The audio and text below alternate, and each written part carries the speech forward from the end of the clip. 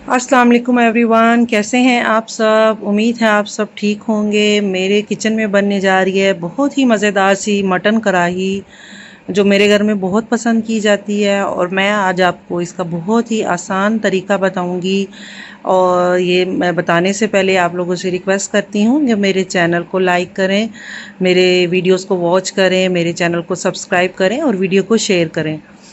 अच्छा, मैंने जो मटन कढ़ाई के लिए मैंने 1.5 किलो जो है वो मटन ले लिया है। इसको मैंने वॉश कर लिया है अच्छे से, इसका पानी निकाल दिया है। और उसके इसमें जो मेरे इंग्रेडिएंट्स जाएंगे वो हैं 1.5 किलो मटन के साथ मैंने टमाटर लिए हैं और प्याज लिए हैं। अच्छा, मैं मटन जो है इसको प्रेशर कुकर में डालूंगी, क्योंकि इसमें जल्दी से बन जाएगा, इसलिए मैं इसमें डालूंगी। ये गल जाएगा तो बाद में सेकंड प्रोसेस करूंगी।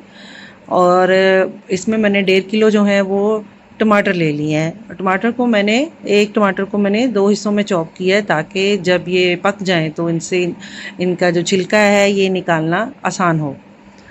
छोटे छोटे कर दूंगी तो फिर थोड़ा मुश्किल हो जाती है, और उस कढ़ाई में ना टमाटर जो है वो अच्छे भी नहीं लगते हैं। अच्छा, मैंने जो है 2 प्याज ले लिए हैं इसमें, ताकि थोड़ा मसाला जो है वो अच्छा बन जाए।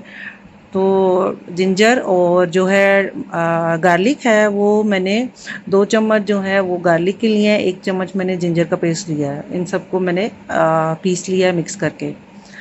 अब मैं इसमें जो पानी है वो एक एक ये वाला ग्लास लाऊंगी। ये बड़ा ग्लास नहीं है, छोटा नॉर्मल ग्लास है, और एक हाफ और डालूंगी, क्योंकि टमाटर जो है वो भी अपना पानी और प्याज रिलीज़ करेंगे, तो इतना पानी काफ़ी है, वरना पानी ज़्यादा हो जाएगा। इसको प्रेशर कुकर में मैं 20 मिनट के लिए कुक करूँगी, 20 से 25 मिनट मैं कुक करूँगी। फ्रेश है मटन तो 20-25 मिनट में जो है प्रेशर में ये गल जाएगा अच्छे से। अब जो है वो देखे मेरा जो इसका टाइम ख़त्म हो गया, और मेरा मटन जो है ये बन चुका है, गल चुका है ये। और इसको जो है मैं एक कढ़ाई में जो है वो डाल के, तो नेक्स्ट जो प्रोसेस है वो आपको बताती है। ये अच्छे से जो टमाटर है, प्याज है और मेरा गोश्त है ये अच्छे से गल चुका है। मैं एक कढ़ाई ले ली है मैंने, क्योंकि मटन कढ़ाई है तो कढ़ाई में ही बननी चाहिए और उसी में अच्छी लगती है। 1 कप जो है वो आप ऑयल का ले लें, या जितना आप ऑयल चाहते हैं, जितना आप यूज़ करते हैं। और मैंने इसमें जो है अपने मटन जो भी मेरा गला हुआ था वो मैंने डाल दिया। मटन के ऊपर जो आपको टमाटर के छिलके नज़र आ रहे हैं वो मैं निकाल दूंगी। अब आप देख रहे हैं पानी जो है इसमें थोड़ा सा है, तो आग जो है उसको मैं तेज़ कर दूंगी, ताकि जो इसमें पानी है वो पूरा ड्राई हो जाए। मैंने इसमें 2 टमाटर जो है वो और डाले हैं, क्योंकि मुझे लग रहा था कि मेरा जो उसका मसाला है वो कम हो जाएगा, तो मैंने 2 टमाटर और डाले हैं। ये भी कुकिंग में ही जो है वो गल जाएंगे। 1 चम्मच जो है अब मैंने नमक का डाल दिया है, 1 चम्मच जो है मैंने लाल मिर्च का डाला है, 1/4 चम्मच जो है वो मैंने हल्दी का डाला है। आप नमक मिर्च ज़्यादा कर सकते हैं। ये सूखा धनिया है 1 चम्मच भर के। अब इसको मिक्स कर लेंगे। अच्छा, इसमें ग्रीन चिली भी जाती है, इसमें ब्लैक चिली जाती है, ब्लैक मिर्च काली मिर्च जाती है।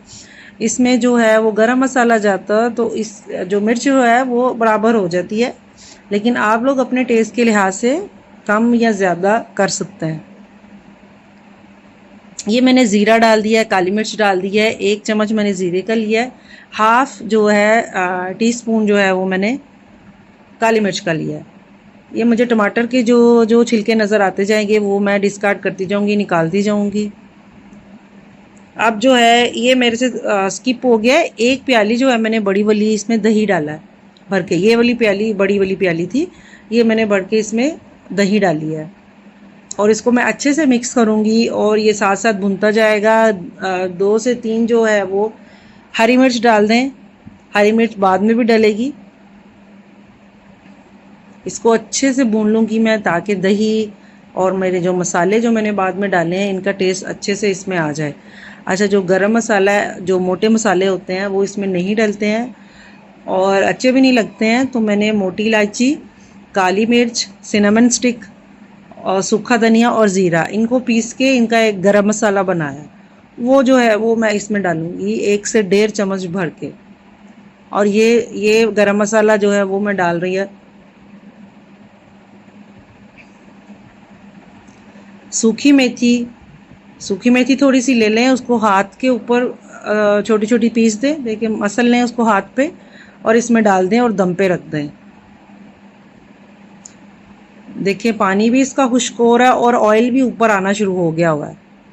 ऑलमोस्ट ऑयल ऊपर आ चुका हुआ है और मेरी कढ़ाई जो है ये बन चुकी है। आपको इसका जितना भी इसमें ग्रेवी जो है वो लूज़ रखनी है या बिल्कुल थिक रखनी है, आप पे डिपेंड करता है। वैसे कढ़ाई की ज़्यादा जो है वो इतनी ज़्यादा ग्रेवी जो है नहीं होती, ना पानी वाली होती है। अभी मैंने इस पे धनिया और ग्रीन चिल्ली वापस डाल दी है और आप देख सकते हैं कि मेरी कढ़ाई, मटन कढ़ाई बिल्कुल रेडी है। ये ऑयल छोड़ चुका है, ये दम में इसका जो है ऑयल पूरा ऊपर आ चुका है। मैं उम्मीद करती हूँ कि आपको मेरी ये रेसिपी पसंद आई होगी। बहुत ही आसान है और इसमें कोई रॉकेट साइंस नहीं है। आप घर पे जो है बाज़ार जैसी मटन कढ़ाई बना सकते हैं। आपको मेरी रेसिपी जो है वो ट्राई करनी होगी और मुझे बताना होगा कि कैसी है।